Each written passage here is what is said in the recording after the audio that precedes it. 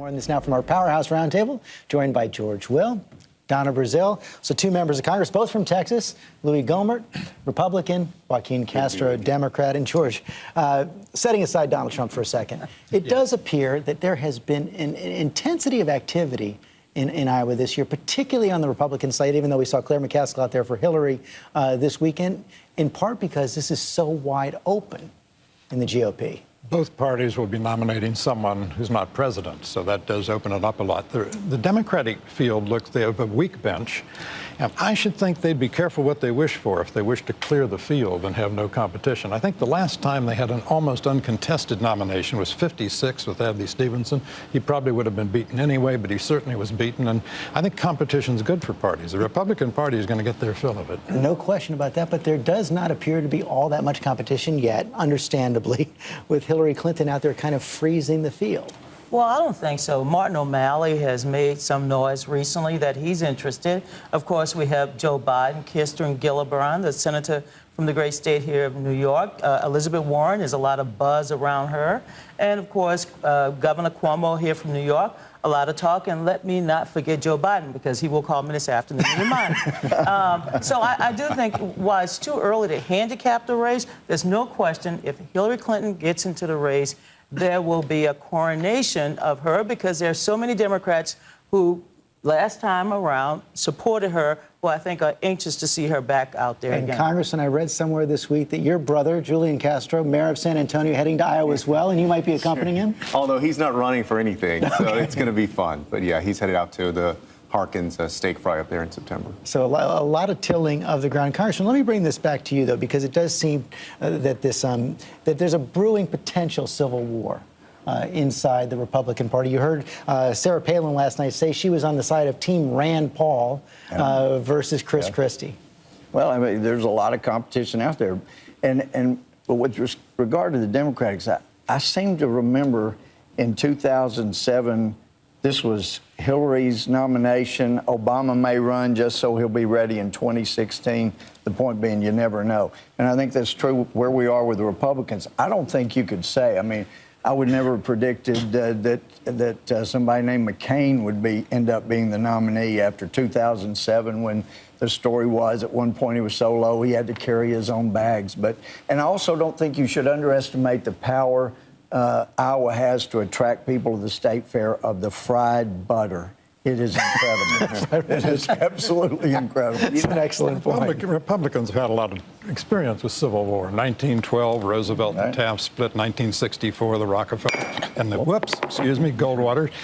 But what the Republicans need to bear in mind is one number, and it's 242. There are 18 states, and the District of Columbia have voted Democratic in 6 consecutive elections back to '92.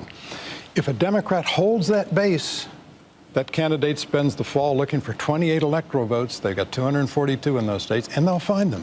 And I think what's most problematic for Republicans at this point is that they seem to be taken right now by the Tea Party more extreme base. So the candidates that are most appealing right now are the Ted Cruz's, the Rand Pauls, those folks. And I think if they nominate somebody like that, it will be 1964 all over again, because that's just not where the majority of Americans are. Is that your fear, Congressman? Well, not really. I mean, when I go to the Tea Parties, I see people from all races, ages, genders. The thing they have in common is they're paying income tax. And I don't think you should rule out the District of Columbia voting for Republican if we'll go ahead and pass my bill that ends the unfairness for the D.C. In their income tax. They don't have a full voting member of Congress. D.C. goes Republican, that will be. So get rid of their income tax, the Gohmert bill. The Pew survey says that 84% of Tea Party voters vote in primaries. They're intense, they're organized, and they come out to vote, and that's going to matter, particularly in Iowa. If you have a crowded Republican field, and Rand Paul starts with his father's constituency in a crowded field, that's a plurality. I don't think he has his father's constituency. But the Tea Party is like a controlled wildfire that is now burning the Republican Party, especially the Republican Party establishment. So I don't know if the Tea Party is good for the Republican Party in 2016, given the fact that it has narrowed the base of the party. And it's igniting an immediate confrontation right now. You mentioned... And I think that's why, George, I really think that they have about 1 or 2 more election cycles where they can continue like this otherwise, the infighting is getting so severe that I just don't see how you sustain that. Let's talk about the one coming right now. September 30th, government runs out of funding. You've got people like Rand Paul and Ted Cruz, other Republicans, Marco Rubio, saying unless Obamacare is defunded, then we shouldn't approve the government funding. President Obama took that on Friday. My friends in the other party have made the idea of preventing these people from getting health care their holy grail, their number one priority, the one unifying principle. That was the only thing that seemed to get the president really riled up on Friday. George Will says it's an ideological fixation. How does it play out? Do you believe that faction inside the Republican Party is going to succeed in pushing their leaders to hold the line? Wait, that's a false narrative. He said that we're trying to keep people from having health care.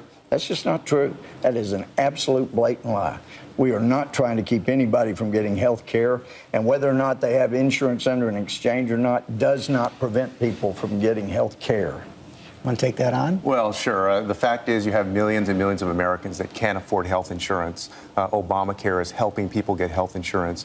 Republicans have offered no other solutions or plans we at got this plenty point. of them, Joaquin. But You at know this that. point, Louie, it's just ideology. It's just extreme ideology. So I've getting got to a the bill point of that's- does the government shut down on September 30th? Well, the congressman says that's a lie. Remember what Mark Twain said, the difference between a lie and a cat is a cat only has 9 lives? The fact is that this president has the power, particularly when it's supported as this one is by the mainstream media, to set the narrative. And the narrative will be that the Republicans have chosen simply to cause chaos. And I think it's a bad idea. Bad idea to go down the line. You cannot govern this country from one half of one of our 3 branches of government. Can't be done. It appears, Donna, that Speaker of the House, John Boehner, probably agrees with that as well. Mitt Romney came out this week, one of his few public speeches since leaving, warning Republicans about being accused of shutting down the government. Well, look, Mitt Romney, of course, Romney cares, Obamacare. They're not, they're not what I call distant relatives, but they might be, kissing cousins. But he came out in support of John McCain and others who believe that this is a foolish idea to try to shut the government down. And, of course, many of the veterans of previous government shutdowns, Newt Gingrich and others, are also, speaking out as well. So what's going to happen? Well, I don't know, but I do think that even though we're one half of the legislating body from which no spending occurs unless we agree, that is a position that allows us to force others to adhere to the Constitution. We don't have to wait for the Supreme Court. We can force that. And we can say, you're going to abide by the Constitution, whether the Supreme Court gets it wrong or right. We have the ability to force respect for the law, and some of us think that we ought to force them to do that. Do you think you have the votes to defund Obamacare? It doesn't appear like that to me. Not right now, but we'll see after August, after people go home. And as far as Obamacare, though, when the president himself says it's not ready, so I'm giving this break to all big business, what about the poor guy out there making $14,000? He's going to pay extra income tax if he cannot afford to pay the several $1,000s for an Obamacare policy. Who's caring about him? Well, a lot of us do, but it's not this president because he didn't let the individual mandate have a year off. That only goes to big business. That's not fair. Well, I would say, first of all, it is the law of the land. The Congress passed it, the president signed it, and a conservative Supreme Court upheld it, Louie. I mean, it is the law of the land. So how But does the he get second to thing- delay a year for just rewrite and say we're going to delay George, it for a year? the problem is that the House Republicans, all due respect, I'm a former Hill staffer, not a member, of course, but they cannot even agree among themselves with spending. I mean, just before the recess, they couldn't even pass a transportation HUD bill. I mean, I don't understand the Republican Party these days. I mean, they've set these budgetary goals, and they're afraid to meet them. No, we're not afraid to they're meet too them. extreme. But Donna, you need to also remember, and I think Lyndon Johnson said it, that if 2 people agree on everything, one of them's unnecessary. It's good to have a good disagreement. That's how we. Lots of that's disagreement. how we got to the But you don't Constitution. I got to down move the on here. government Lots of over that. disagreements as well over immigration reform. We just heard Donald Trump say that passing it would be a death wish for the Republican Party. President Obama spoke out on that on Friday as well, making this claim. I am absolutely confident that if that bill was on the floor of the House, it would pass. The problem is internal Republican caucus politics. Which means, George, well, that bill, the Senate bill, unlikely to reach the floor of the House of Representatives, at least in short term. And if it did, it would not pass. Republicans. When it gets blue slipped, it's unconstitutional. It goes straight back. Well, what Republicans keep hearing is people like the New York Times that really wants the Republican Party to go away, saying if only the Republican Party would pass immigration reform, it would prosper. Now, there's a dissonance there that Republicans don't like. I think I'm much more sympathetic to immigration reform than most Republicans are, but how many of your members, probably none, face electoral defeat if they oppose immigration reform? I don't know, but I think you would be shocked how many. I think most everybody in our party would vote for an immigration reform bill once they can be sure the border is secure. But until the border is secure, legalization for the undocumented in the country right I think we would get an agreement on all of those things. But if you pass a DREAM Act, so-called, right now, without the border being secured, then you're going to have another one and another one and another one because people are going to continue to come. And I know, George, you had an editorial that commented we have a net about 0, but you still continue. Our Border Patrol are saying we're getting 3 to 5 times the numbers coming while we talk about legalization. Let's secure the border, and then I think we get a bill passed quickly. The number of apprehensions, the crossings with Mexico is at a 40-year low. We have double the number of Border Patrol agents that we had in 2004 when President Bush was in office. So the border has never been more secure than it is now. 1916 it was. But right now, the plan from Speaker John Boehner is to take immigration reform in pieces, to do border security first and then consider other aspects. Can that work? Is there a way to get comprehensive reform if the House follows that path? Well, obviously, as Democrats, we would prefer one comprehensive bill. Theoretically, if you did it piecemeal, if you had a bill for each piece, you could send it to conference, have a final conference bill, and have each chamber pass it. But that doesn't seem to be the intention of the Republicans in the House. Well, it looked like they're cherry picking. Leader Cantor is talking about the KIDS Act. Do you support the KIDS Act?